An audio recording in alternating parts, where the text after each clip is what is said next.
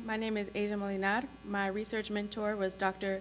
Robert Zettel, and my research is over etiological perspectives of mental illness. So in the US, there's an underutilization of mental health services in minority communities, particularly in the Black community, and there's a sense of distrust between the Black community and mental health professionals. But beyond that, we have reason to believe that etiological perspectives of mental illness also influence the underutilization of mental health services. And etiological perspectives of mental illness are basically beliefs about the causes of mental illness, and those can influence treatment and support preferences. Treatment preferences refer to the type of treatment that someone can go to for mental illness, so individual or group therapy, acupuncture, which some people did opt for, herbal remedies, medication, etc. And support preferences refer to the type of person you actually go talk to when you're dealing with mental illness, so psychologists, social worker, psychiatrists, and other forms of support. So some treatment and support preferences can actually be religious in nature, which is why we want to look at what people are thinking about mental illness. In fact, in the Black community, a lot of people are turning to ministerial assistants instead of mental health professionals, and that's become so prevalent that the American Psychiatric Association has created a program to form a liaison between mental health professionals and religious institutions. So there are several reasons why just turning to a religious leader might not be beneficial for someone who's suffering from mental illness. And some of those have to deal with how they differ from mental health professionals. They're not required to obtain an education in psychology, and even if they do, they're not required to update or further that education. Their treatments are not evaluated for effectiveness, and they're not held liable for any negative consequences that of any advice that they might give to someone who's suffering from mental illness. But at the same time, we also don't want to tell people who are suffering from mental illness that they should only turn to mental health professionals if they are religious. So those individuals can have feelings of guilt, shame, or anger toward God.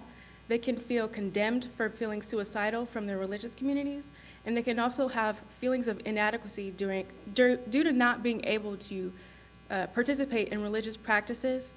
And because of that, we not only want clinicians to address that, but we also want the religious community to address that, because any positive benefits of religion might be outweighed if the person feels ostracized by the religious community. So that may be a reason why mental health professionals and religious institutions should work together.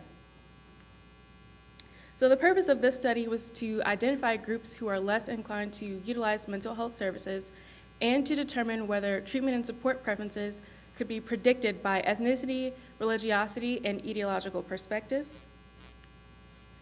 We created a survey and distributed it to students here on campus at WSU, and the survey was broken up into 3 parts. The first measured religiosity with a Durrell. The second measured etiological perspectives with the cultural attitudes questionnaire, and that also asked about students' treatment and support preferences. And then the last was just demographics. So here are the demographics of the participants. I highlighted the majority groups in each of the categories. So most of the participants were female, white, from the ages of 18 to 22, religiously affiliated, and were domestic students.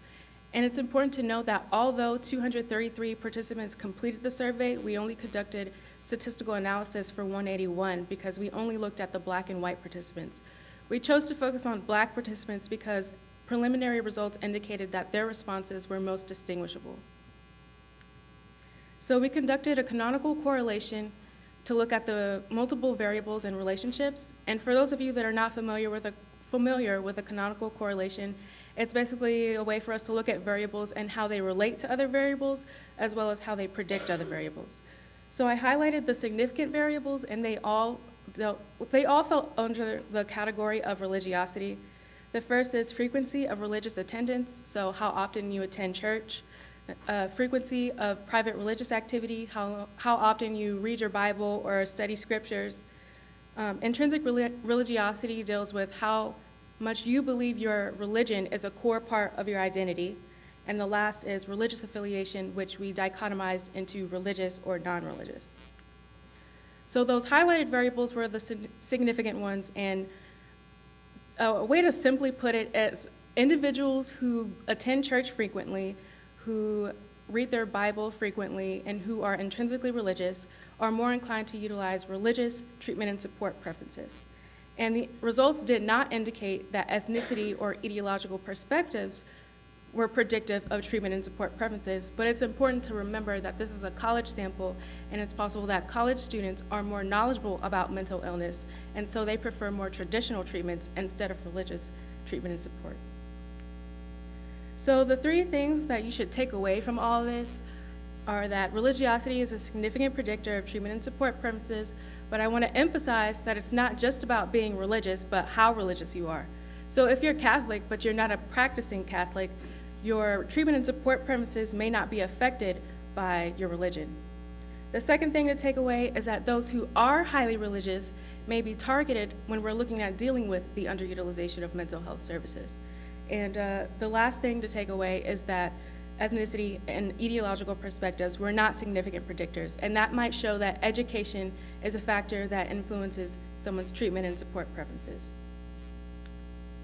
So we learned that we want to target highly religious individuals when we're developing and evaluating outreach strategies for underutilization of mental health services. And the results also support that clinicians should be addressing their clients' religious preferences, and that can increase cultural competence. And lastly, the results support the liaison between mental health professionals and religious institutions. And not only would that be beneficial for clients, but it could also reestablish trust between certain communities and mental health professionals. So there's a potential lack of generalizability, because like I said, this was conducted with a college sample, and it's possible that if we did the same survey outside of a college sample, we could get different perspectives, different treatment and support preferences, and we'd also be able to take a look at groups that are not college aged and that don't have a college education. It's also possible that results could be skewed because those participants that were of Middle Eastern descent were not provided a separate category from white to identify as. And typically on census forms and demographic forms, those of Middle Eastern descent select white. So in the future, we want to see if screening for religiosity can improve client-clinician relationships. And we also would like to create outreach strategies that target those highly religious individuals. And we also want to conduct a study with a sample that's not a college sample to obtain more generalizability. So here are my references. Are there any questions?